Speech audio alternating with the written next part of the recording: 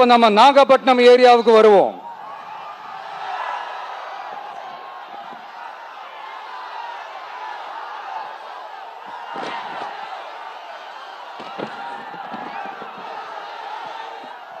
இங்க இருக்கிற மண் வளத்தை பாதிக்கிற இறால் பண்ணைகளை முறைப்படுத்தணும். அப்பதான் மீனவர்களோட வாழ்வாதாரமும் விவசாயிகளோட வாழ்க்கையும் பாதிக்காம இருக்கும். கடலோர கிராமங்கள்ல மீன் அரிப்புல இருந்து பாதுகாக்கிற அலையாத்தி காடுகளை அழிக்கிறத பத்தி தடுத்து நிறுத்தி அதுக்கு ஒரு வழி பண்ண வேண்டிய அரசாங்கத்துக்கு இதை விட ஒரு முக்கியமான ஒரு வேலை ஒண்ணு இருக்கு. அது என்ன தெரியுமா? சொந்த குடும்பத்தோட வளர்ச்சியும் சொந்த குடும்பத்தோட சுயநலமும் தான் அந்த முக்கியமான வேலை. இங்க இருக்கிற மக்களுக்கு குடிக்க தண்ணி இல்லாம தவிக்கிறாங்க. அதுக்கு தீர்வா காவிரி தண்ணியை கொண்டு வரலாம். மக்களோட தாகத்தை தீர்க்க கொண்டு வந்தாங்களா? இவ்வளவு பாரம்பரிய கடல் சார்ந்த ஊர்ல ஒரு கவர்மெண்ட் மெரைன் காலேஜ் ஒன்னு கொண்டு வரலாம். கொண்டு வந்தாங்களா? மீன் சம்பந்தமான எந்த தொழிற்சாலையும் அமைக்கல. அமைச்சாங்களா? அட்லீஸ்ட் நிறைய பேருக்கு வேலை வாய்ப்பு கிடைக்கிற மாதிரி தொழில் வளர்த்தியாவது பெருக்கலாம். அதையாவது செஞ்சாங்களா? ஆனா ஒவ்வொரு டைமும் வெளிநாட்டுக்கு டூர் போயிட்டு வர்றப்பெல்லாம் அத்தனை கோடி முதலீடு இத்தனை கோடி முதலீடுன்னு சிஎம் அவர்கள் சிரிச்சுக்கிட்டே சொல்லுவாரு.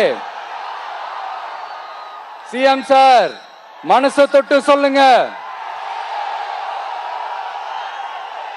வெளிநாட்டு முதலீடா இல்ல வெளிநாட்டுல முதலீடா?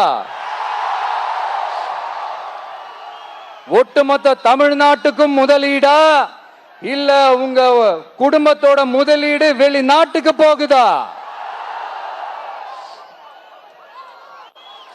வேளாங்கண்ணி, நாகூர், கோடியக்கரைன்னு இங்க இருக்கிற டூரிஸ்ட் பிளேஸ் எல்லாம் கொஞ்சம் நல்லா டெவலப் பண்ணலாம். பண்ண என்ன குறைஞ்சா போயிடுவீங்க? வேதாரண்யம் பகுதியில் உப்பு ஏற்றுமதி செய்யறதுக்கு வசதியை செஞ்சு கொடுக்கலாம். செஞ்சாங்களா? நாகூர் ஆண்டவர் அரசு மருத்துவமனையில பிரசவம் பார்க்கிற டாக்டரே இல்லையா? நாகப்பட்டினம் புது பஸ் ஸ்டாண்டையாவது சுத்தமா சுகாதாரமா வச்சுக்கிறாங்களா? நாகப்பட்டினம் ரயில்வே ஸ்டேஷன் வேலைகளை சீக்கிரமா முடிச்சு வைக்கலாம். அதையாவது செஞ்சாங்களா? இங்க ஏற்கனவே இருந்த ஸ்டீல் ரோலிங் மில்லையும் ரயில் பெட்டி தயாரிக்கிற தொழிற்சாலை மூடிட்டாங்க. அத மறுபடியும் திறந்தா நிறைய பேருக்கு வேலை வாய்ப்புகள் கிடைக்கும். ஏன் அதை பத்தி யோசிக்கல? மேலக்கோட்டை வாசல் NH மேம்பாலம் கட்டி 50 வருஷம் ஆச்சு. அது சரியா மேம்படுத்தலாம். அதை செஞ்சாங்களா? Thanjavur to Nagapattinam NH road வேலை பல வருஷமா நடக்குது. இன்னும் முடிச்ச பாடே காணும். அதை வேகப்படுத்தி முடிச்சிருக்கலாம். அதையாவது செஞ்சாங்களா? ரொம்ப முக்கியமா நெல்லு மூட்டையெல்லாம் மழை காலத்துல வெள்ளத்துல நனைஞ்சு நம்ம விவசாயிங்க எவ்வளவு வேதனைப்படுறாங்க. அதுக்கு சரியான ஒரு குடவுன் கட்டி தரலாம். அதையாவது கட்டி தந்தாங்களா? எலெக்ஷனுக்கு முன்னாடி திமுக காரங்க வந்து செய்வோம் செய்வோம் செய்வோம் செய்வோம்னு சொன்னாங்களே, செஞ்சாங்களா? இதெல்லாம் எதுவுமே செய்யாம எல்லாத்தையும் செஞ்ச மாதிரியே அதையும் பெரியமையா வேற சொல்லுவாங்க இவங்க. நான் வந்து போன வாரம் திருச்சிக்கும் அரியலூர் மாவட்டத்துக்கும் போய் நம்ம மக்களை சந்திக்க போயிருந்தேன். அப்போ பெரம்பலூரும் போக வேண்டியது. அங்க சில ரூல்ஸ் அண்ட் ரெகுலேஷன்ஸ் ஒரு கட்டத்துக்கு அப்புறம் இந்த பஸ்ஸே மூவ் ஆகல. அதுக்கப்புறம் அதை தாண்டி ஒரு டைமுக்கு மேல பேசுறது, சரி அதெல்லாம் விடுங்க.